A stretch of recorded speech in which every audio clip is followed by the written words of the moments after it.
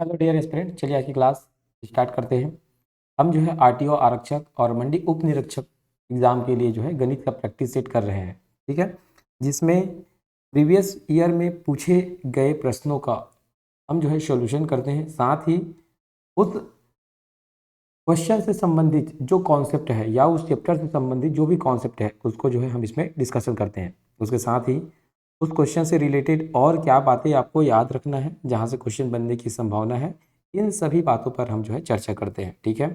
प्रतिदिन जो है मैं एक क्वेश्चन पेपर का जितने भी प्रश्न है ना, गणित का, चाहे 5 प्रश्न हो, 10 प्रश्न हो, 15 प्रश्न हो, पूरा अपन डिस्कशन करते हैं, ठीक है। जैसे पिछला एग्जाम जो है हम हाल ही में हुए जो एक हाई कोर्ट का एग्ज़ाम हुआ था, जिसमें लगभग 10 से 15 क्वेश्चन पूछा गया था, ठीक है। तो उसको जो है हमने डिस्कशन किया, लगभग 1-1.5 घंटे की क्लास है। अगर उस वीडियो को आपने नहीं देखा है तो आपसे रिक्वेस्ट है उसको जाए ज़रूर देखिए। अगर चैनल पर पहली बार आए हैं तो आपसे मेरा रिक्वेस्ट है कि चैनल को आप सब्सक्राइब कर ले। साथ ही हमारा मोबाइल एप्लीकेशन डीजी बाबम एक्सप्रेंट को आप जो है डाउनलोड कर ले, ठीक है। और हमारे साथ लगातार आप जुड़े रहें। इसका पीडीएफ वगैरह जो है मैं जो है टेलीग्राम पे पोस्ट कर दूंगा। अभी तो एक भी इसका जो है टेलीग्राम में पीडीएफ जो है पोस्ट नहीं किया है, लेकिन जो है अभी जैसे मेरे को समय मिलेगा तो सबका जो पीडीएफ बनाकर मैं जो इसको पोस्ट करते जाऊँगा, ठीक है। तो उसके लिए आप निश्चिंत रहे, है ना, आपको पीडीएफ जरूर मिलेगा, ठीक है। तो यहाँ तक रही बातें। चलिए आज की क्लास अब स्टार्ट करते हैं, ठीक है। तो आज जो है ये शायद हॉस्टल वार्डन एग्ज़ाम का प्रश्न है, ठीक है, क्योंकि मेरे पास जो है पेपर जो मेरे को मिला, ठीक है, टेलीग्राम वगैरह से मैंने ढूंढा पेपर, तो मेरे को ये पेपर मिला, लेकिन इसमें नाम नहीं लिखा था। और जो क्वेश्चन है मैं इसको इरेज वगैरह करके, है ना, इसमें बहुत सारा मार्क्स हुआ था, तो उसको इरेज करके जो है आपके लिए मैं लेकर आया हूँ, ठीक है। इसीलिए सीधा मैं जो पेज है उसको क्लिप करके, है ना, कट करके जो है डायरेक्ट मैं इसको क्वेश्चन में लगा दी, इसको टाइप नहीं किया हूँ, ताकि आपको विश्वास रहे कि मैं जो है डायरेक्ट क्वेश्चन पेपर से क्वेश्चन उठा के जो आपको करा रहा हूँ, ठीक है। मैं अपने मन से ना क्वेश्चन बनाया हूँ ना किसी बुक से उठाया हूँ, ये डायरेक्ट क्वेश्चन पेपर का क्वेश्चन है। इसीलिए हम जो है, क्योंकि मैं चाहता हूँ आप क्वेश्चन पेपर को पढ़ें, ठीक है, क्वेश्चन पेपर को सॉल्व करें और आपके अंदर एक कॉन्फिडेंस आए कि आप जो है परीक्षा हाल में ऐसे प्रश्नों को भी हल कर सकते हैं, ठीक है। तो केवल ऐसा नहीं है कि इसमें मैं केवल सॉल्यूशन बता दूंगा, इसको बताऊंगा एग्जाम्पल के साथ कि कैसे हल करते थे या कैसे हल किया जा सकता था, ठीक है। चलिए, तो आज का पहला प्रश्न समझिएगा। गणित में ऊंचाई एवं दूरी के प्रश्न को हल करने का, है ना, ऊंचाई एवं दूरी के प्रश्नों को हल करने का तरीका आपको इसमें हमको बताना है, ठीक है। ऊंचाई का प्रश्न, ठीक है। तो गणित में ऊंचाई एवं दूरी के प्रश्न को हल करने का तरीका इसमें बताना है, ठीक है। तो जब भी आपको मालूम है कि हम जब क्लास 9th में 10th में थे, ऊंचाई एवं दूरी ये चैप्टर हम पढ़ते थे, ठीक है। तो हम कैसे पढ़े होंगे, सभी लोग 9वीं 10वीं तो पढ़े हैं, ठीक है। तो ऊंचाई एवं दूरी कैसे पढ़ते थे, सबसे पहले क्या करते थे हम, ऐसे एक त्रिभुज बनाते थे, ठीक है, ध्यान होगा आपको। एक त्रिभुज बनाते थे, त्रिभुज में ये वाला कोण हमको मालूम होता था, ये कर्ण, ये होता था कर्ण होता था, ये होता था लंब, ठीक है, और ये होता है आधा। इतना तो सबको मालूम है। फिर जो मान लो इसका मान दिया हुआ है या इसका मान दिया हुआ है, उसके हिसाब से हम जो है क्या करते थे, इसमें फार्मूला का यूज़ करते थे, ठीक है। किसका यूज़ करते थे, फार्मूला का जो है हम यूज़ करते थे, ठीक है, ध्यान रखिएगा। तो फार्मूला क्या लगाते थे, या तो साइन थीटा लगाते थे, ठीक है, या तो कॉस थीटा लगाते थे, या तो क्या लगाते थे, टेन थीटा। जैसे इसको हम जो है कैसे याद करते थे, साइन थीटा कॉस थीटा और टेन थीटा करके हम जो है फार्मूला में यूज़ करते थे, ये चीज़ पता है। तो सबसे पहले हमने क्या किया था, डायग्राम बनाया था। डायग्राम बनाने के बाद हमने ये जाना था कि उसमें जो है किस किस जो है भुजा है उसका मान दिया हुआ है, साथ ही जो एंगल है, जैसे मान लो एक मैं त्रिभुज बना देता हूँ, ठीक है, इस प्रकार से एक त्रिभुज मैं बना देता हूँ, ठीक है, ये त्रिभुज बना दिया। अभी इसमें तो एंगल वेंगल लिख के आया है, खैर आपको, है ना, एंगल वगैरह को याद नहीं रखना, क्योंकि, है ना, देखो, अब एक त्रिभुज में बनाया, ठीक है। अब इसमें मान लो ये एंगल कोई भी, ये 90 डिग्री का एंगल है, ठीक है, कितने का एंगल है, 90 डिग्री का, ठीक है, एग्जैक्ट नहीं बना है, लेकिन आप मानिए 90 डिग्री है। मान लो इस भुजा का आपको क्या दिया हुआ है, इन केस कोई लंबाई वगैरह दिया हुआ है, ठीक है, इसको मान लो 5 दिया हुआ है और इसको मान लो 3 दिया हुआ है, जो भी होगा। अब हमको ये निकालना है, ठीक है, क्या निकालना है, आपका लंब निकालना है, ठीक है, लंब निकालना है, ठीक है। तो इसको क्या करते थे, sine theta cos theta tan theta जो भी फिट हो, साइन थीटा कॉस थीटा या टेन थीटा, ठीक है। ठीक, हमको एक एंगल दिया जाता था, ठीक है, जैसे एंगल दे दिया है तो कौन सा एंगल फिट होगा इसके हिसाब से हम जो है इसको सॉल्व करते थे। Sine theta, cos theta, tan theta वगैरह में, है ना, सेक, कॉसेक और कॉट थीटा का भी उपयोग हम करते थे। तो इस फार्मूला का यूज़ करते थे, इसको निकालते थे। ठीक है, आप पाइथागोरस प्रमेय में मत जाइए, अभी मैं पाइथागोरस प्रमेय नहीं समझा रहा हूँ आपको, एक ट्रिग्नोमेट्री जो है याद कराने की कोशिश कर रहा हूँ कि कैसे कैसे हम करते थे। तो डायग्राम दिया होता था, एक वैल्यू दिया हुआ था, ये सब फार्मूला का हम जो है यूज़ करते थे। ठीक है, उसके आधार पर जो है हम निकालते थे। ठीक है, तो इसको लंब बटा कक्का ऐसा करके हम याद भी रखे थे। ठीक है, लंब बटा कक्का ऐसा करके हम जो है इसको याद करके चलते थे। ठीक है, अपने हिसाब से ट्रिक बना के। ठीक है, तो अभी हमको उसको याद नहीं करना है, लेकिन केवल इतना ध्यान रखिएगा कि हम इन फार्मूला का यूज़ करते थे। तो सबसे पहले हम क्या किए थे, एक आलेख बनाए थे।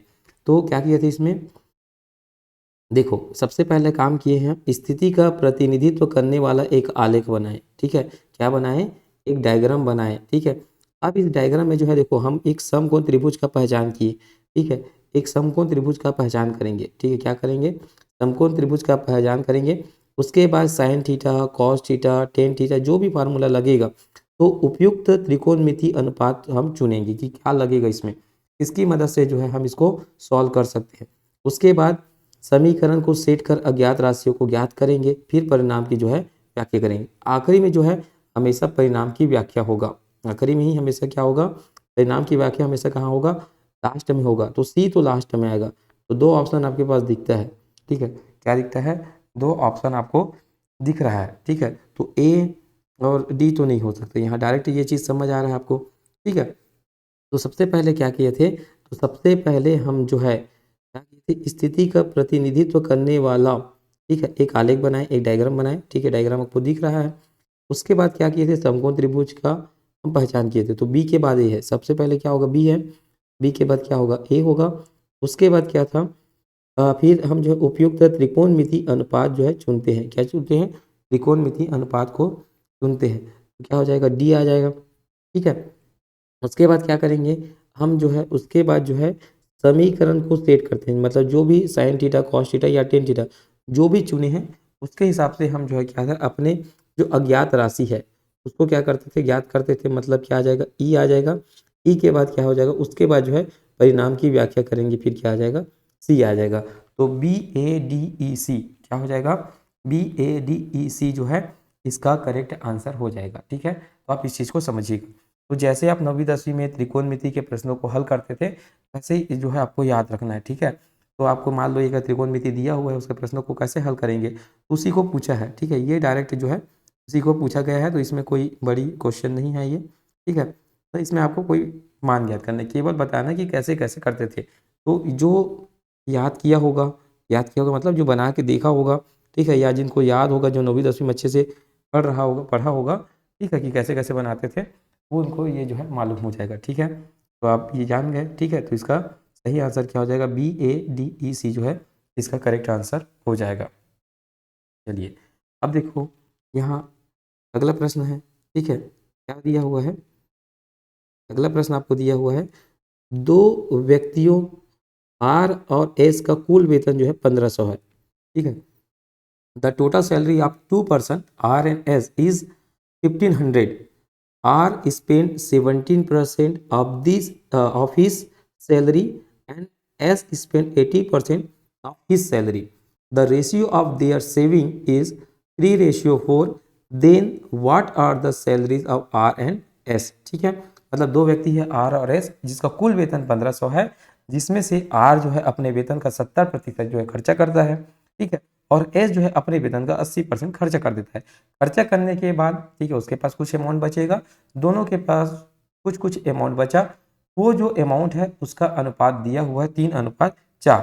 ठीक है, चलिए तो इसको अब जो है सॉल्व करते हैं। कैसे सॉल्व करेंगे, देखो इसको सॉल्व करने का अलग अलग तरीका है, शॉर्टकट विधि भी है, लॉन्ग विधि भी है, जैसे आप बनाना चाहे वैसे जो है आप बना सकते हैं। देखिए मैं पहले शॉर्टकट विधि बता देता हूँ कि मैं इसको कैसे हल करता, ज़्यादा समय नहीं लगाता। ठीक है, देखो आर और एस दोनों का वेतन कितना दिया हुआ है, 1500 दिया हुआ है, जिसमें से आर जो है कितना 17% खर्च करता है। कितना खर्च करता है, 17 खर्च करता है, 17 खर्च करता है, और एस जो है 80% खर्च करता है। ठीक है, कहने का मतलब ये कितना बचाता है जी, ये 30% बचाता है। ठीक है, और ये कितना बचाता है, तो ये 20% बचाता है। कितना बचाता है, 20%। मतलब 30%, आर का कितना बचा, 30% बचा, एस का कितना बचा, एस का बचा 20%, ठीक है। दोनों का रेशियो किए तो कितना हुआ, 3:4। कितना हुआ, 3:4। कहने का मतलब है, अब इस चीज को समझिएगा, दोनों का वेतन कितना होगा, इसका वेतन भी 100% होगा, ठीक है, इसका वेतन भी कितना होगा, 100% होगा। इसी 100% में तो ये 70% खर्च कर रहा है, और इसी 100% में तो ये 80% खर्च कर रहा है, और सेविंग कितना कर रहा है, 30% का। सेविंग कितना कर रहा है, 30% और 20% का, मतलब दोनों का वेतन कितना कितना है, 100% है, ठीक है। अब यहाँ से देखिए, ये जो 30% है, ठीक है, और ये जो 20% है, दोनों का जब रेशियो कर रहे हैं, 30% और 20% का जब रेशियो कर रहे हैं, तो 3/4 आ रहा है। कहने का मतलब इस 3 से मेरे को 30% बनाना है, तो कितना गुना करना पड़ेगा, 10 का गुना करना पड़ेगा। अगर इस 4 से मेरे को 20 बनाना है, ठीक है, इस 4 से मेरे को 20% बनाना है, तो मेरे को कितने का गुना करना पड़ेगा, तो 5 चौका 20, मतलब 4 में जो है 5 का गुना करना पड़ेगा। यहाँ तक क्लियर हुआ होगा, ठीक है। या आप ये समझिएगा, इस 30 को जो है 3 से भाग दे दो, कितना आएगा, 30 को 3 से भाग देंगे तो कितना आएगा, 10 आएगा। तो कहने का मतलब 3 में 10 का गुना हुआ होगा, तभी तो 30 आया, ठीक है। उसी प्रकार इस 20 को जो है ना, इस 20 को जो है 4 से भाग दे दो तो कितना आएगा, 4 पंचे 20, तो 5 आए। तो मतलब 4 में जो है 5 का गुना हुआ होगा, इस 4 में जो है 5 का गुना होगा, तभी तो 20 बना, ठीक है। अब देखो, तो हमको 3 से 30% बनाने के लिए 10 का गुना करना पड़ रहा है, 4 से 20% बनाने के लिए 5 का गुना करना पड़ रहा है। तो मुझे अब इसका भी सैलरी 100% है, इसका भी सैलरी 100% है, तो इसके 100% में कितने का गुना करना पड़ेगा, 10 का। कहने का मतलब इसकी जो वेतन है वो 1000 है। अब इसका भी जो है वेतन जो है 100% है, लेकिन इसके में कितने का गुना किए हैं, 5 का। इसीलिए अगर इसमें 5 का गुना करेंगे कितना हो जाएगा, 500, ठीक है, कितना हो जाएगा, 500। तो आर का जो वेतन है, आर का जो वेतन है वो कितना है, 1000 है। एस का जो वेतन है वो कितना है, 500 है, ठीक है। तो इस प्रकार से आप समझिए, बहुत सरल सा क्वेश्चन है, कोई लॉजिक नहीं, कुछ भी नहीं, बहुत इजी क्वेश्चन। आपको ये समझने आना चाहिए कि किसी का वेतन हो, किसी का वेतन हो, किसी का भी वेतन हो, या कोई भी वस्तु हो, है ना, किसी वस्तु को जब भी खरीदा जाएगा तो 100% पे ही खरीदा जाएगा, या किसी को वेतन मिलेगा जितना भी होगा, 1 रुपया, 2 रुपया, 3 रुपया, 5 रुपया, 100 रुपया, जितना भी वेतन होगा वो उसके लिए कितना होगा, 100% होगा। अब उसी वेतन में से वो क्या करेगा, खर्चा करेगा। तो खर्चा करने के बाद जो राशि बचेगा उसको बचत कहते हैं।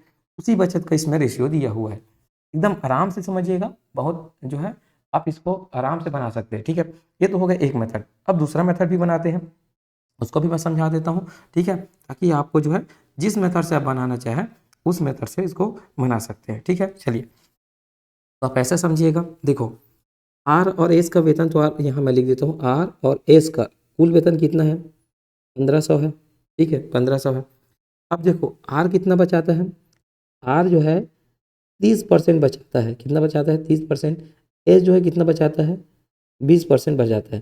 कहने का मतलब परसेंट को हटाएंगे, ठीक है, परसेंट को हटाएंगे तो क्या हो जाएगा, ये हो जाएगा 0.3, और ये हो जाएगा 0.2। ये परसेंट हटाएंगे तो यही होगा, ठीक है। परसेंट के बजाय 100 लिखा तो ये कितना होगा, 0.2, 0.3। तो ये हो गया आर का बचत, और ये हो गया एस का बचत। यहाँ तक क्लियर हुआ। तो देखो, 0.3 आर और 0.2 एस बराबर कितना दिया हुआ है, 3/4 दिया हुआ। बचत का रेशियो 3/4 दिया हुआ है। कहने का मतलब है कि अगर मैं देखो, यहाँ दशमलव को हटाऊंगा और यहाँ का दशमलव को हटाऊंगा, तो यहाँ नीचे में क्या आएगा, 10। नीचे में क्या आ जाएगा, 10। इसके भी नीचे में क्या आ जाएगा, 10। मतलब दोनों का 10-10 कट जाएगा। कहने का मतलब है ये हो जाएगा 3R, और ये हो जाएगा 2R। यह बराबर कितना हो जाएगा, 3/4। तो ये हो जाएगा 3R/2S बराबर 3/4। देखो, ऊपर से ऊपर करता है, काटना है तो आप इसको ऐसा समझिए। देखो, इसको आर को यहीं रखो, एस को यहाँ रखो, 3/4 ये हो गया। अब 2 जाएगा इधर ऊपर में, और ये 3 आएगा नीचे में। ये दोनों क्या हो जाएगा, कट जाएगा। तो ये हो जाएगा 1 और ये हो जाएगा 2। तो आर और एस कितना हो जाएगा, 1/2। कितना हो जाएगा, 1/2।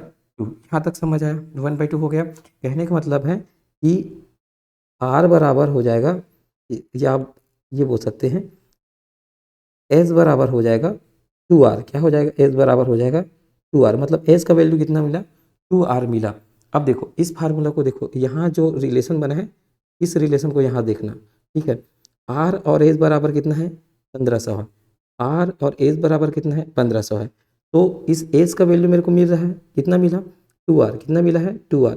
तो यहाँ रखूँगा r प्लस 2r बराबर कितना हुआ, 1500 हुआ, ठीक है। तो ये कितना हो जाएगा, ये हो जाएगा 3r, 3r बराबर कितना हो जाएगा 1500, ठीक है। तो r बराबर कितना हो जाएगा, r बराबर होगा 500, r बराबर कितना हो जाएगा 500। जब r को 500 मिल रहा है 1500 में, तो s का मान कितना हो जाएगा 1000। या आप यहाँ रख दो मान को, r बराबर कितना रख दो 500 रख लो, उसके बाद 1500 में 500 को हटा दो, s का मान निकल जाएगा आपका कितना 1000। तो ऐसे भी आप बना सकते हो, तो जिस मेथड से आप बनाना चाहो उस मेथड से आप जो है इसको बना सकते हो। बहुत ही इजी प्रश्न है, कोई डाउट नहीं होना चाहिए, बहुत आसान सा प्रश्न रहता है, बस इसको समझने आना चाहिए, ठीक है। चलिए, तो इस प्रकार जो है आप अपने दिमाग को एकदम शांत रख के जब बनाएंगे, ठीक है, प्रश्नों को, ठीक है, तो भी आपको ये समझ आएगा, ठीक है। तो यहाँ तक उम्मीद करता हूँ समझ आया होगा, ठीक। चलिए आगे बढ़ते हैं आप अगले प्रश्न की ओर। अगला प्रश्न है, त्रिकोणमिति अनुपात का मान ज्ञात कीजिए। त्रिकोणमिति अनुपात का मान हमको ज्ञात करना हुआ है, ठीक है। अब आप जो है 9वीं 10वीं कक्षा तो पढ़े हैं, ठीक है। तो उसमें क्या करते थे अपन, त्रिकोणमिति निकालने के लिए एक शॉर्टकट आपको बताता हूँ। देखो साइन थीटा, ठीक है, कॉस थीटा और टेन थीटा, ठीक है। यहाँ लिखिए 0 डिग्री, 1 मिनट इसको नीचे में लिखता हूँ मैं, ताकि जो है आप अच्छे से क्लियर रहे।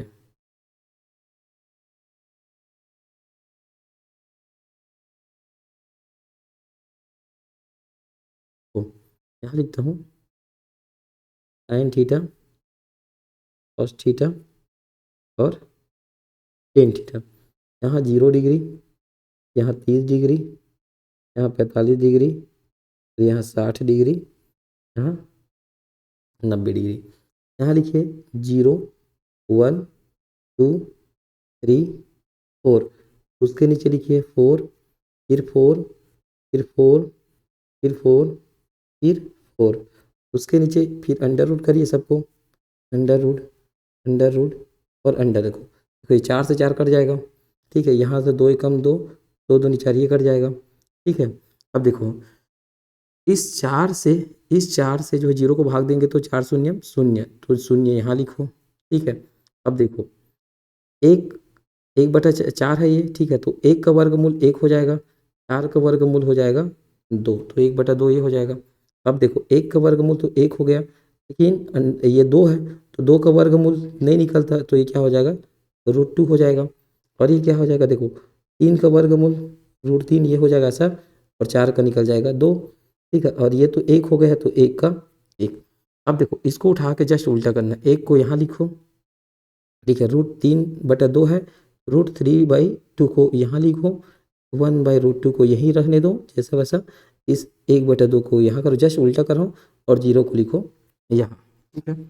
अब देखो टेन बराबर क्या होता है, टेन बराबर होता है, आप जानते हैं टेन थीटा बराबर होता है, ठीक है, sine theta by cos theta, यही होता है। तो देखो 1 से 0 को भाग देंगे, 1 शून्य शून्य, ये हो जाएगा शून्य, ठीक है।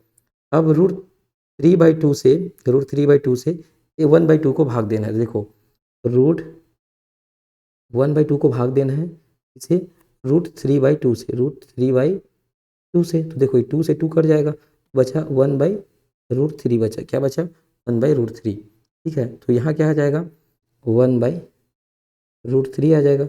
अब यहाँ देखो 1/√2 है, इसको डिवाइड करना है 1/√2 से, तो ये √2 कट जाएगा, 1/1 बराबर 1 हो जाएगा, तो ये कितना हो जाएगा, ये हो जाएगा 1 हो जाएगा, ठीक है। अब √3/2 को डिवाइड करना है 1/2 से, 2 से 2 कट जाएगा, यहाँ बचेगा √3, तो यहाँ क्या बचा √3। अब 0 से 1 को भाग करेंगे, 0 से 1 को भाग करेंगे तो क्या हो जाएगा, नॉट डिफाइंड, ठीक है। इन्फिनाइट नहीं होगा भाई, नॉट डिफाइंड होता है। जब भी 0 से 1 को भाग किया जाएगा तो इसका क्या आंसर होगा, ये डिवाइड नहीं है। कई बार हम इसको इन्फिनाइट लिख देते थे, ठीक है, पहले जब पढ़ते थे इन्फिनाइट लिख देते थे, बट ये क्या होता है, नॉट डिफाइंड होता है, ठीक है, ध्यान रखिएगा। ठीक, कोई दिक्कत नहीं है यहाँ तक। अब आपको क्या बोला गया है, देखो अब बोला गया है साइन 60 का मान कितना है, देखो साइन 60 का मान √3/2, तो √3/2 है क्या साइन 60 का मान, साइन 60 का मान होना चाहिए √3/2 होना चाहिए, क्या होना चाहिए, √3/2 होना चाहिए, √3/2 होना चाहिए, नहीं है 2/√3 है यहाँ, तो ये तो गलत है भाई, ये क्या है आपका गलत हो गया, ठीक है, पहले ही गलत हो गया। उसके बाद ध्यान रखिएगा, उसके बाद देखो cos 60, ठीक है, cos 60 1/2, cos 60 देखो 1/2 है क्या, बिल्कुल है, तो ये तो सही है, ये एकदम सही है, ठीक है, क्या हो गया, ये सही हो गया।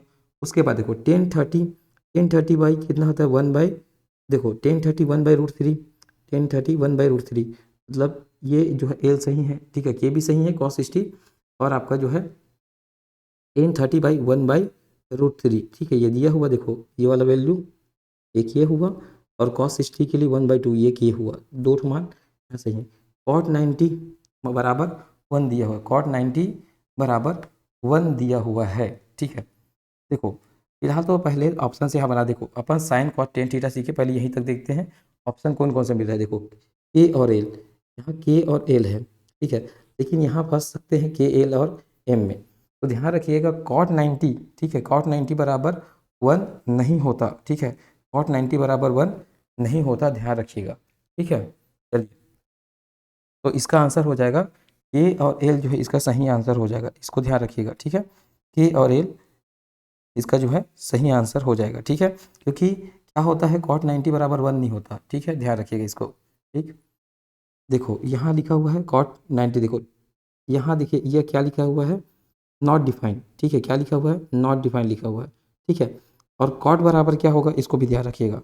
कॉट का मान कैसे निकाल सकते हैं, कॉट बराबर देखो, कॉट निकालने के लिए आपको cos/sin चाहिए, क्या चाहिए, cos/sin चाहिए, ठीक है, तो cos 90 देखो cot 90 आपको क्या निकालना है, cot 90 निकालना है, तो cos 90 का मान कितना है, देखो cos 90 का मान है 0, cos 90 का मान क्या है 0, और sin 90 का मान हो गया, sin 90 का मान हो गया 1, sin 90 का मान 1, तो एक शून्यम शून्य, तो क्या आता है ये, शून्य आता है, कितना आता, शून्य आता, ठीक है, न कि 1 आता, तो cot 90 का मान कितना आता, शून्य आती, न कि 1 आता, ठीक है, इसलिए एम जो है गलत है, तो के और एल जो है इसका सही आंसर हो जाएगा, ठीक है। तो कॉट निकालने के लिए होता है cos/sin। इसके अलावा कुछ कुछ फार्मूला मैं लिखवा देता हूँ, जिसको आप जो है यही अपने नोट्स में जो है नोट कर लीजिए, ताकि एग्जाम हॉल में अगर ऐसा प्रश्न और बने, ठीक है, जाहिर सी बात है क्वेश्चन रिपीट होता है, ठीक है, तो याद रखिएगा टेन थीटा बराबर कुछ कुछ फार्मूला लिखिए, टेन थीटा बराबर हो जाएगा sin/cos थीटा, ठीक है, cot थीटा बराबर याद रखिएगा, cot थीटा बराबर cos/cos थीटा बराबर sin थीटा, ठीक है। इसके अलावा cot थीटा, ठीक है, cot थीटा बराबर हो जाएगा 1/tan थीटा, ठीक है। उसके बाद cosec theta 1/sin theta, 1/sin theta, और sec थीटा बराबर याद रखिएगा 1/cos थीटा, ठीक है, 1/cos थीटा, ये सब काम आने वाला है ऐसा फार्मूला, ठीक है। उसके बाद बेसिक फार्मूला ये sin² theta plus cos² theta बराबर 1, एक फार्मूला 1 + tan² थीटा बराबर होता है sec² थीटा, ठीक है। उसके बाद 1 + cot² थीटा बराबर होता है cosec² थीटा, इतना आपको ध्यान रखना है, ठीक है, बस इतना फार्मूला आप याद रखेंगे, आपके एग्जाम के दृष्टिकोण से ये सब फार्मूला भी इंपॉर्टेंट है, जहाँ से क्वेश्चन बन सकता है। क्वेश्चन नहीं बनेगा तो इस प्रकार से जब क्वेश्चन आएगा, ठीक है, इस प्रकार का जब क्वेश्चन आएगा, तो इस प्रकार के क्वेश्चन के लिए जो है इस सबको उपयोग कर, जैसे tan 90 दे दिया है ना, cot 90 जैसे यहाँ दे दिया है तो निकाल सकते हैं, ठीक है, cos 90 का मान रखते हैं, sin 90 का मान दिया, cot निकल गया, या आप डायरेक्ट cot लिखे 1/ जो है tan थीटा है, देखो cot 90 यहाँ है, देखो ये लिखा है ना cot थीटा, यहाँ cot 90 डिग्री रखते तो 1/tan 90 डिग्री रखते, tan 90 डिग्री का मान क्या है, नॉट डिफाइंड है, नॉट डिफाइंड में अगर वो 0 1 को भाग दे देंगे तो वो भी डिफाइंड ही नहीं होगा, है ना, मतलब या तो 0 होगा या तो नॉट डिफाइंड होगा, ठीक है, अब इस चीज़ को समझ सकते हैं। तो cot 90 का मान 1 नहीं हो सकता, ठीक है, इसलिए ये जो है गलत है। तो यहाँ से भी इन सब का उपयोग करके भी आप जो है बहुत सारे प्रश्नों को हल कर सकते हैं। तो उम्मीद करता हूँ यहाँ तक समझ आया होगा, ठीक है। चलिए आगे बढ़ते हैं अब अगले प्रश्न की ओर। देखो, एक व्यक्ति 1 रुपये में 8 पेंसिल खरीदता है, उसको 60% लाभ कमाना है, तो उसे 1 रुपये में कितना पेंसिल बेचना चाहिए? A man bought 8 pencil for a rupee. How many pencils should he sell for a rupee to gain 60% profit? ठीक है, गेन मतलब प्रॉफिट है ना। तो 60% जो है उसको प्रॉफिट कमाना है, ठीक है। कहने का मतलब है कि 1 रुपया में कोई सामान खरीदेगा, 1 रुपये में सामान खरीदने के बाद, ठीक है, वो क्या करना चाहेगा? 60 पैसा, 1 रुपया मतलब 100 पैसा, तो 60 पैसा और प्रॉफिट कमाना चाहेगा। मतलब 1 रुपया 100 पैसा लगाया अपने धंधे में, अब जो है वो 100 पैसे को छोड़ दिया जाए तो उसके अलावा वो 60 पैसा जो है और प्रॉफिट कमाना चाहता है। कहने का मतलब 100 को भी जोड़ते जाएं तो 160% हो जाएगा, ठीक है। इस बात को समझिएगा, ठीक है। चलिए यहाँ तो अभी अपन निकालते हैं। देखो 1 पेंसिल, अब देखो 1 RH, या ऐसा भी लिख सकते हैं 8 पेंसिल। देखो 8 पेंसिल, ठीक है, 8 पेंसिल का जो मूल्य है वो कितना है? 1 RH है, ठीक है। तो एक पेंसिल का कीमत कितना हो जाएगा? एक पेंसिल का कीमत कितना हो जाएगा? ठीक है, एक पेंसिल का कीमत हो जाएगा 1/8 RH। यहाँ तक क्लियर हुआ, ठीक। अब जो है 60% लाभ कमाना है। 60% का मतलब होता है, 60% लाभ कमाने का मतलब है 8/100। 8/100 कहने का मतलब है ये हो जाएगा 3/5। 20 तिया 60, 20 पंचे 100, मतलब 5 रुपया जो है कॉस्ट प्राइस है, 30 रुपया उसको क्या होना चाहिए? प्रॉफिट होना चाहिए। 30 रुपया का उसको प्रॉफिट होना चाहिए। कहने का मतलब वो बेचेगा कितने में? तो बेचेगा इस कॉस्ट प्राइस, खरीदा हुआ मूल्य और उसका जो लाभ है उसको जोड़कर 8 रुपये में बेचेगा 5 रुपये की चीज़ को, ठीक है। 5 रुपये जो है कॉस्ट प्राइस है, समझो, ठीक है, और 8 रुपये जो है उसका सेलिंग प्राइस है, बेचने वाला मूल्य है, ठीक है। तो यहाँ लिखो कॉस्ट प्राइस, यहाँ लिखो सेलिंग प्राइस। खरीदा कितने में? 5 रुपये में, बेचेगा कितने में? 8 रुपये में। आप ऐसे भी समझ सकते हैं 100 रुपया मतलब 100% में वो सामान खरीदा है, 100% में सामान खरीदा है और उसको 60% लाभ कमाना है, मतलब बेचेगा कितने में? 160% में। कितने में बेचेगा? 160% में बेचेगा। कहने का मतलब इसको भी आप काटेंगे तो 8/5 ही आएगा। तो अब इसको समझिएगा, ठीक है, इसलिए मैं ऐसे लिख दिया, ठीक है। डायरेक्ट है तो ऐसे लिखो चाहे ऐसे लिखो। देखो कॉस्ट प्राइस जो है 5 रुपये है, मतलब 5 रुपये लगाना चाहता है और 8 रुपये में उसको बेचना चाहता है। देखो अब क्या किया, 5 रुपये में कितना पेंसिल बेच रहा है? देखो यहाँ दिया है 1 रुपये में 8 पेंसिल। अब 1 रुपये को भूल जाओ अब, ठीक है, 1 रुपये में भूल जाओ, ठीक है, 1 रुपये में अब भूल जाओ, ठीक है। या आप ऐसे भी डायरेक्ट कर सकते हो, ठीक है। अभी और तरीका मैं बता दूंगा। चलिए अब इसको भूल जाइए, अभी फिलहाल तो ऐसे याद रखिए। देखो तो वो अब इसको ऐसे भी याद रख सकते हैं आप जो है 5 रुपये में कितना पेंसिल समझो? 8 पेंसिल। कितना पेंसिल?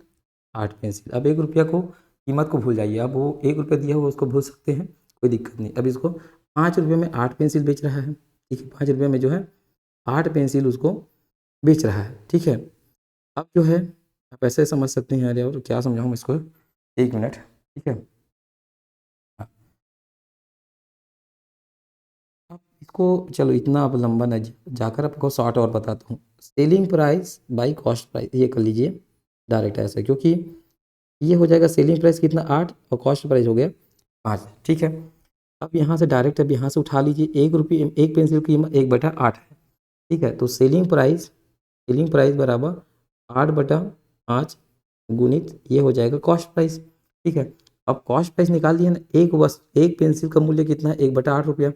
एक पेंसिल का मूल्य कितना मिला हमको, मतलब जो कॉस्ट प्राइस मिला 1/8 मिला है। तो डायरेक्ट आप ये कर लीजिए 8/5 गुना 1/8, तो 8 कट जाएगा। कहने का मतलब ये बचा 1/5। अब देखिए 1 रुपया में, यहाँ देखिए 1 रुपया में 8 पेंसिल, 1 रुपया में 8 पेंसिल वो खरीदा, तो बेचेगा कितना? 1 रुपया में 5 पेंसिल, 1 रुपया में 5 पेंसिल। अब डायरेक्ट समझिए यहीं से कितना बेचेगा? 1 रुपया में 5 पेंसिल वो जो है बेचेगा। आप इस प्रकार से समझ सकते हैं, ठीक है।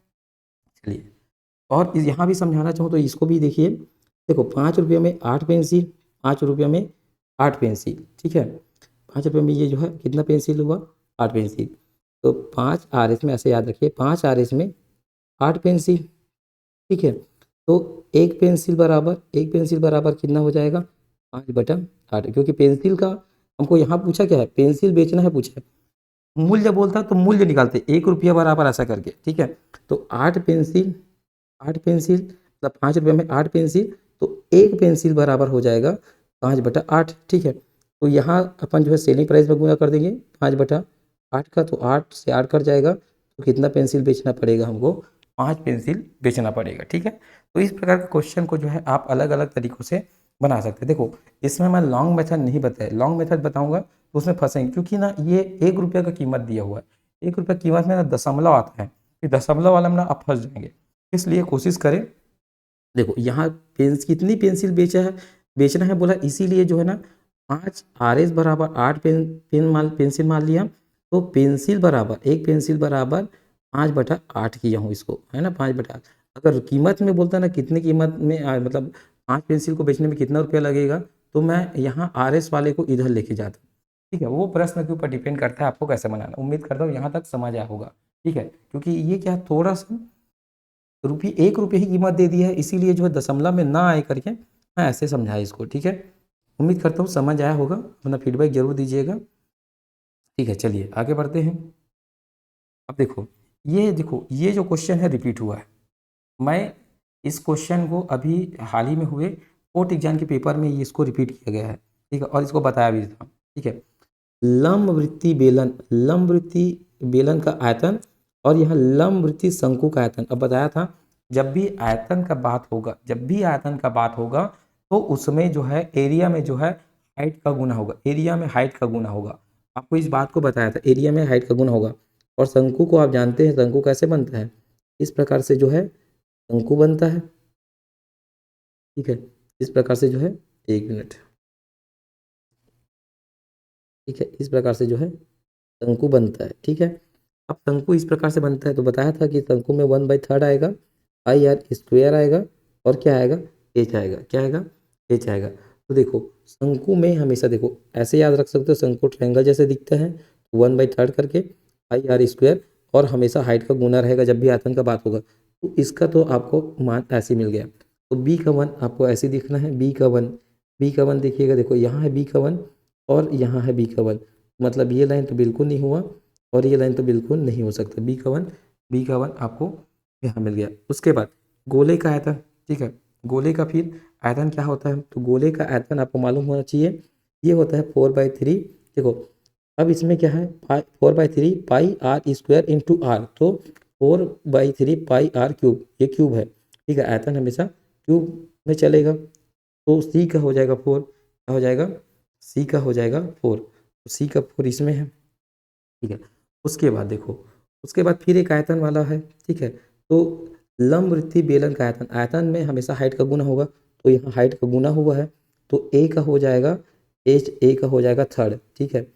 ए का क्या हो जाएगा, थर्ड हो जाएगा, ए का थर्ड, देखो ए का थर्ड, और एक बचा डी का आपका जो है सेकंड, तो डी का हो जाएगा सेकंड क्षेत्रफल, डी का सेकंड, ठीक है। तो आपका जो है डी जो है करेक्ट आंसर हो जाएगा, ठीक है। इसके अलावा कुछ फार्मूला और याद रखना है आपको, जैसे अब याद रखिएगा लंबवृत्तीय, ठीक है, लंब वृत्तीय लंबवृत्तीय बेलन का पृष्ठीय क्षेत्रफल, ठीक है, ये हो जाएगा 2πRH, ठीक है। कुल पृष्ठीय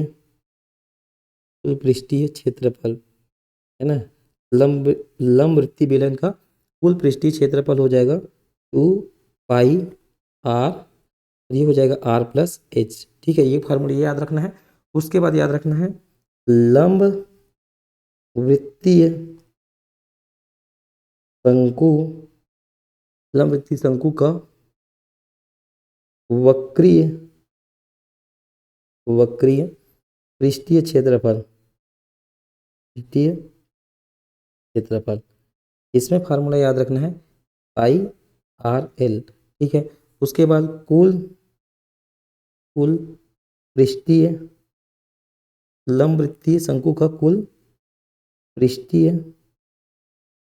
क्षेत्रफल, ठीक है। क्षेत्रफल बराबर हो जाएगा पाई आर आर प्लस एल, ठीक है। तो ये हो गया लंब वृत्तीय शंकु के लिए दोनों फार्मूला, और ये हो गया लंब वृत्तीय बेलन के लिए ये दोनों फार्मूला ऊपर लीजिएगा, ठीक है। ये दो फार्मूला और याद कर लीजिएगा, हो सकता है आगामी एग्जाम में यही दो फार्मूला आपको पूछे जाने की संभावना है, ठीक है। क्योंकि मेरे को लग रहा है कहीं ना चांस है कि ये फार्मूला से भी क्वेश्चन बनेगा ही बनेगा ऐसी में, ठीक है, सही जोड़ी मिलाओ में।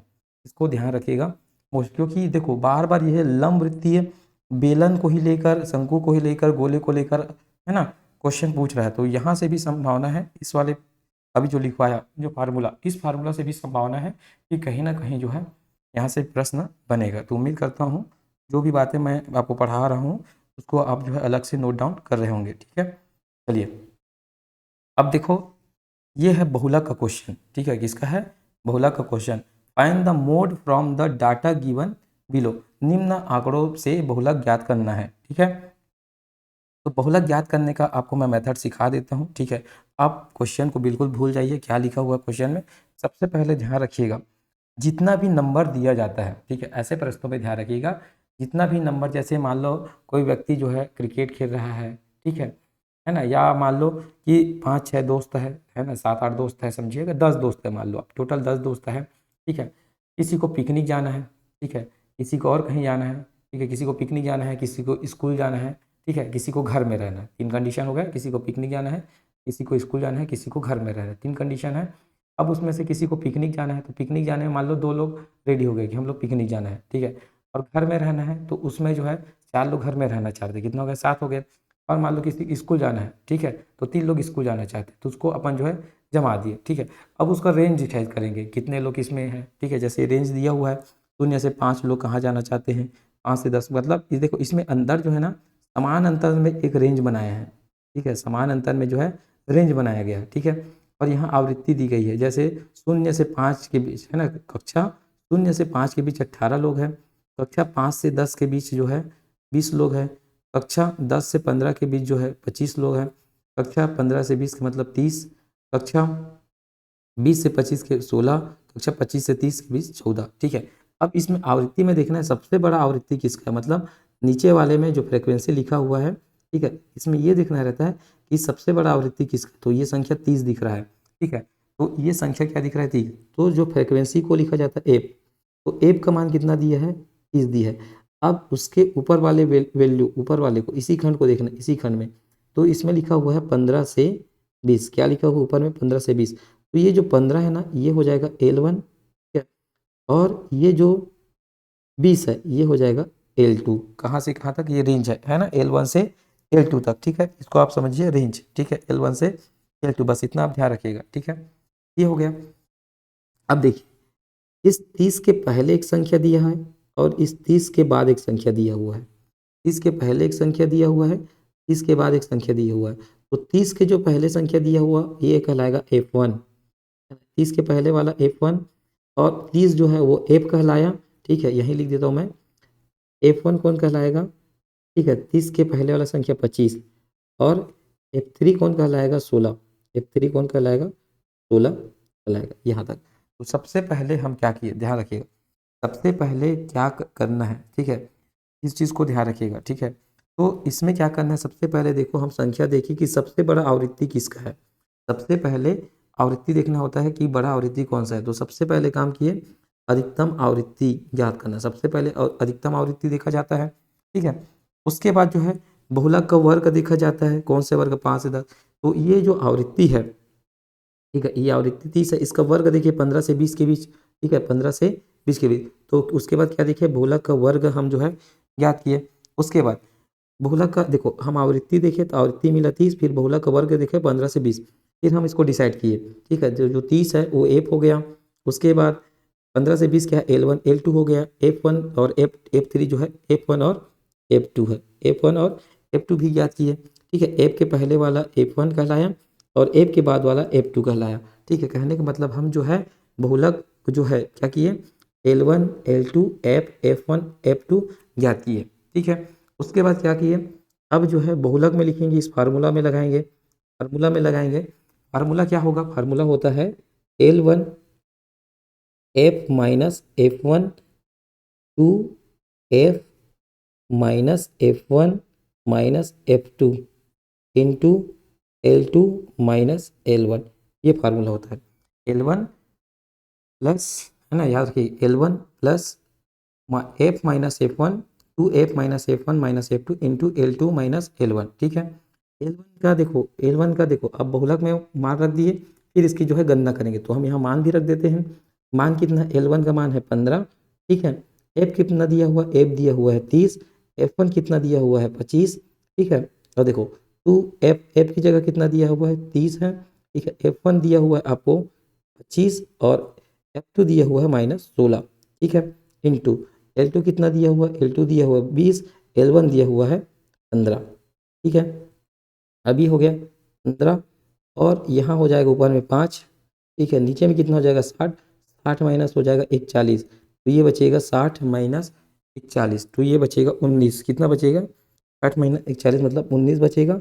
और यहाँ जो है याद रखिएगा, ठीक है, हाँ, यहाँ बचेगा 5, यहाँ बचेगा 5। ठीक है, अब इसको गुना करते हैं, ये हो जाएगा 15 और ये हो जाएगा 25/19। ठीक है, ये हो जाएगा 25/19, तो 19 का गुना 15 के साथ होगा।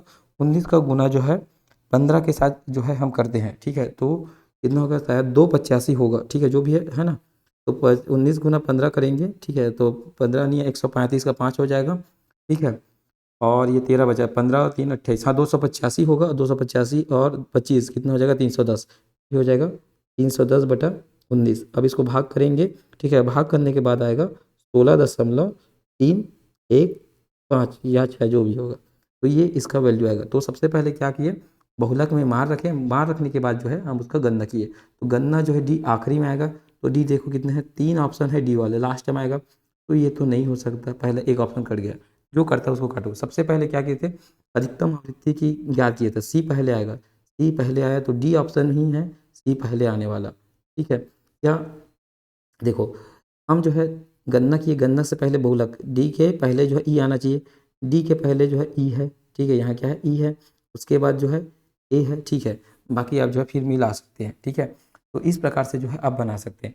ऐसे प्रश्नों में ध्यान रखिएगा कि सबसे पहले बड़ा आवृत्ति देखा जाता है, बड़ा आवृत्ति के बाद उसका रेंज देखा जाता है, 15 से 20 के बीच है। ठीक है, सब में देखो ये जो कक्षा लिखा है ना, सब में 5-5 का हम जो है रेंज बनाए हैं। क्या बनाए हैं, रेंज बनाए हुए हैं। ठीक है, अंतराल बनाए हुए हैं, 15 से 20, देखो 0 से 5, 5 से 10, 10 से 15, ये जो है अंतराल है। तो सबसे ज़्यादा आवृत्ति की कौन सा अंतराल में मिला, 15 से 20 के अंतराल में मिला। 15 से 20 के अंतराल में जो है हमको सबसे बड़ा आवृत्ति मिला है 30, तो वही जो 15 से 20 है वो L1 और L2 कहलाता है। ठीक है, ध्यान रखिएगा। ठीक है, मैक्सिमम L2, मिनिमम जो है L1 कहलाता है। ठीक है, उम्मीद करता हूँ यहाँ तक आपको समझ आया होगा। इसको आप जो है घर में एक बार बनाइएगा जरूर, क्योंकि इंपॉर्टेंट है। हो सकता है कल के डेट में जो है यहाँ से भी प्रश्न बने डायरेक्ट सॉल्व करने वाला। ठीक है, चलिए आगे बढ़ते हैं अब। ठीक, अब ये है लास्ट क्वेश्चन। लास्ट क्वेश्चन को समझते हैं, बहुत ही इंपॉर्टेंट है। ठीक है, आपके एग्जाम के दृष्टिकोण से ये फार्मूला है। ठीक है, और ये फार्मूला आपको याद होना ही चाहिए, क्योंकि ये नंबर सिस्टम का मोस्ट इंपॉर्टेंट फार्मूला है और यहाँ से तो क्वेश्चन बनता ही बनता है। ठीक है, तो ध्यान रखिएगा क्या बोला है, निम्न वाक्यों को ध्यानपूर्वक पढ़िए। प्रथम n प्राकृतिक संख्याओं का योग n+1/2 है। ठीक है, आप जानते हैं प्रथम n प्राकृतिक संख्याओं का योग कितना होता है, n+1/2 होता है, मतलब ये सही है, बिल्कुल सही है। उसके बाद ध्यान रखिएगा प्रथम n सम संख्याओं का योग। ठीक है, तो हम जानते हैं प्रथम n सम संख्याओं का n+1 होता है, मतलब ये भी सही है। ठीक है, उसके बाद प्रथम n विषम संख्याओं का योग, प्रथम n विषम संख्याओं का योग n+1²। तो प्रथम n विषम संख्याओं का योग जो होता है n² होता है। क्या होता है, n² होता है, न कि n+1 का स्क्वायर। ठीक है, मतलब ये गलत है। ठीक है, याद रखिएगा प्रथम n विषम संख्याओं का योग जो है n² होता है। ठीक है, प्रथम n प्राकृतिक संख्याओं के घनों का योग, घनों का योग क्या होता है, याद रखिएगा n+1 बाई 2 का होल स्क्वायर, इसका होल स्क्वायर, ठीक है। तो यहाँ n+1 का होल स्क्वायर बाई 2 दिया है, n नहीं दिया हुआ है, ठीक है। यहाँ n आना था सामने में, मतलब ये भी जो है गलत है, ठीक है। इसके अलावा और कुछ चीज़ें आपको याद रखना है, ठीक है। जैसे n प्राकृतिक n प्राकृतिक संख्याओं का वर्गों का योग, संख्याओं के वर्गों का योग याद रखिएगा, बराबर n+1 2n+1 बाई 6, ठीक है। ये है वर्गों का योग, n प्राकृतिक संख्याओं के वर्गों का योग n+1 2n+1 बाई 6, ठीक है। इसको ध्यान रखिएगा, ठीक है। तो ये एक फार्मूला एक और लिख लीजिएगा, तो ये इंपॉर्टेंट है, ये 4 फार्मूला, ठीक है। इसका सही आंसर ये है, ठीक है। इसका सही आंसर ये है, ठीक है। तो ये 4 और एक 5 फार्मूला आपको हमेशा याद होना चाहिए, ठीक है। तो कौन कौन से सही, जे और के सही हैं, जे और के सही हैं, ध्यान रखिएगा, ठीक है। तो इस प्रकार से जो है आज हमने जो है एक और जो क्वेश्चन पेपर है उसको सॉल्व किया, ठीक है। उम्मीद करता हूँ ये सीरीज़ आपको अच्छा लग रहा होगा। ज़रूर अपना कमेंट आप बताइएगा कि और ज़्यादा से ज़्यादा लोगों को इस सीरीज़ में जोड़ने का प्रयास कीजिएगा, ठीक है। चलिए, तो उम्मीद करता हूँ यहाँ तक आपको समझ आया होगा। आगे जो है कल अपना जो है अगला क्वेश्चन पेपर मैं लेके आऊँगा, उसका सोल्यूशन लेके आऊँगा। उसके बाद जैसे ही 10-15 हम जो है मैथ्स का प्रैक्टिस सेट कर लेंगे, फिर CGGS को जो है देखेंगे और इंडियन GS को, उसके बाद रीजनिंग देखेंगे। आपका RTO और मंडी उप निरीक्षक तक मैं बहुत अच्छे से आपका तैयारी करा दूंगा, अगर आप मेरे चैनल पर लगातार जुड़े रहेंगे और वीडियो को देखते रहेंगे तो आपका तैयारी बहुत अच्छे से हो जाएगा। इसके लिए आप जो है निश्चिंत रहे, ठीक है। चलिए आज की क्लास यहीं समाप्त करता हूँ।